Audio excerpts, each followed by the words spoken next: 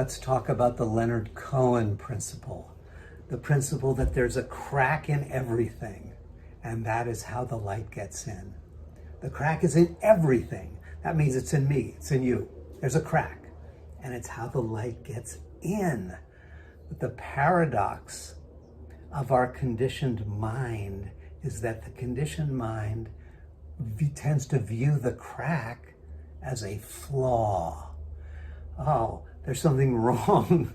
We need to patch the crack. We need to cover the crack. We need to hide the crack. We need to avoid looking at the crack. But the crack is how the light gets in. And the crack is the beginning of our breaking open to be the embodiment of that light, to be the expression of that light. The crack is the beginning of the end of the shell of self-protection. The shell that we built in order to survive. In order to survive what appeared to be the threats, or were the threats, of our earliest environment, family, culture, conditioning. We needed to stay safe, so we constructed our shells of self-protection. But now it's time to open up. Now it's time to crack wide open and allow that radiance to stream through every cell of the body, every petal of the mind.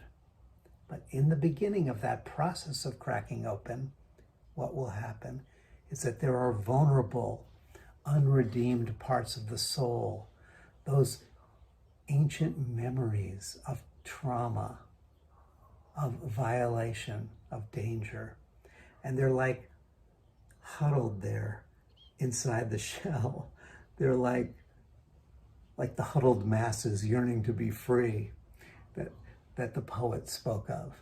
But they're in us. The huddled masses yearning to be free are in us, and we have the key. We have the key to let them out. The key is to realize that the crack is a blessing. The crack is the presence of that radiant healing energy beginning to move in. And we need to train and teach and support those parts of us, those parts that haven't gotten the memo, that those vulnerable parts that aren't sure that the crack is going to be something that brings blessing or brings burden. We need to gently take them by the hand and gently guide them into the feeling of that light that is coming through, breath by breath.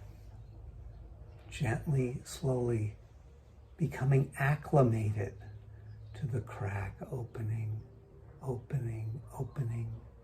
We're learning to open to the vastness of life. We're learning to open to the unbounded wisdom of life. We're learning to open to the unconditioned loving presence, to the truth of existence.